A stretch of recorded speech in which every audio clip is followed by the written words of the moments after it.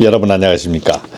자유 게시판에 보니까 질문이 하나 왔습니다. 질문에 대해서는 한번 공유해 보고 싶어 가지고 제가 이제 내용을 얘기하는 거예요.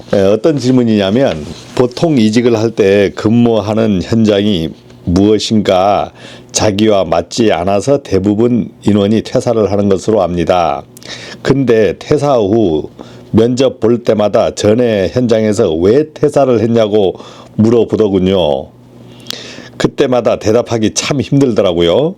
여러분은 면접 때 왜 이전 현장에서 퇴사했냐고 물어보면 어떻게 답변하시나요? 이제 이직을 저도 여러 번 해봤지만 이직하는 이유가 뭐예요? 사실 이전 직장이 마음에 안 들어서 이직하는 거잖아요. 이전 직장이 마음에 안 들어서 갑질도 있고 조직 불화도 있고 진짜 버티기 힘들어서 나가는 경우가 많잖아요. 그래서 이제 나간단 말이에요. 그리고 이제 이직하는 현장이 나오면 거기 가서 면접을 봐야 돼. 경력자가 오게 되면 다니던 사람이 오잖아. 다니던 사람이.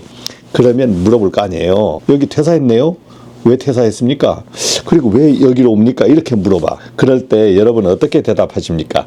이 부분을 질문하네요. 이 부분을. 이직해본 경험들 많잖아요. 없는 분도 이직하려고 할 겁니다. 예를 들어서 마음에 안 들면 이직하려고 해. 우선은 이직하는 이유를 그냥 한번 얘기해보면 일단 마음에 안 들어서 이직해. 그 다음 급여가 적으니까 조금 돈 더 준다는 곳이 있으면 이직을 생각해봐. 그 다음에 근무 조건.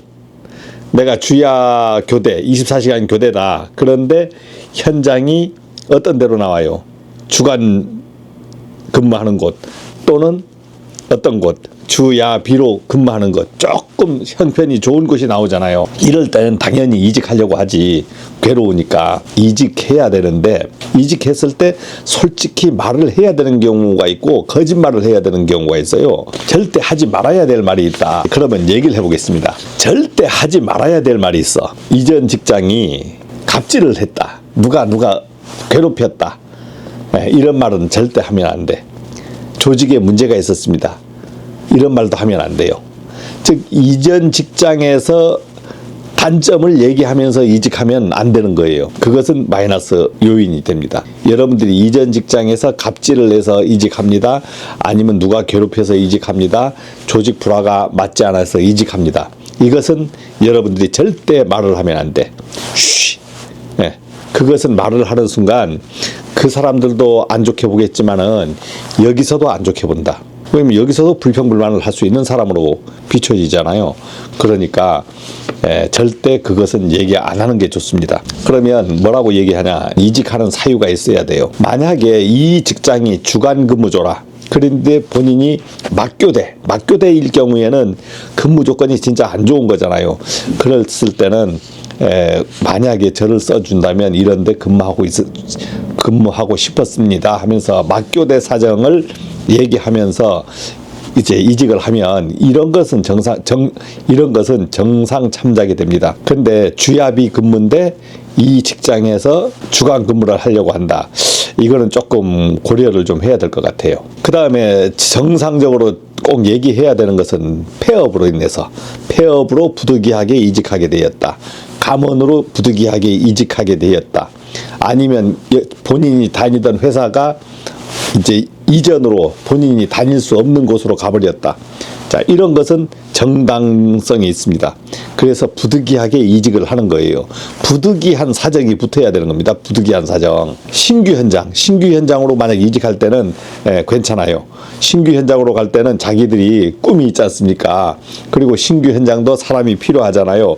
그러니까 여기 제가 다니던 회사도 좋았는데 신규 현장에서는 새로운 기술도 있고 제가 좀 더 돈은 둘째치고 좀 더 한번 새로운 꿈을 펼치고 싶었습니다. 이렇게 하면서 새로운 꿈, 각오가 나오면은 이직하는 사유가 되는 거예요. 본인이 다니던 곳은 오래된 건물이야. 근데 지금 건물은 오래되지 않은 신규 건물입니다. 좀 새로운 설비가 있거나 본인이 규모가 좀 커. 이랬을 때는 이직 사유가 되겠죠. 본인이 직장도 좋았지만은 여기가 빈자리가 나왔고 저가 와서 새로운 꿈을 좀 펼칠 수 있는 곳, 새로운 기술을 좀 배울 수 있는 곳이어서 이직하려고 합니다. 가능하다면, 제가 입사가 가능하다면 한번 근무해 보겠습니다.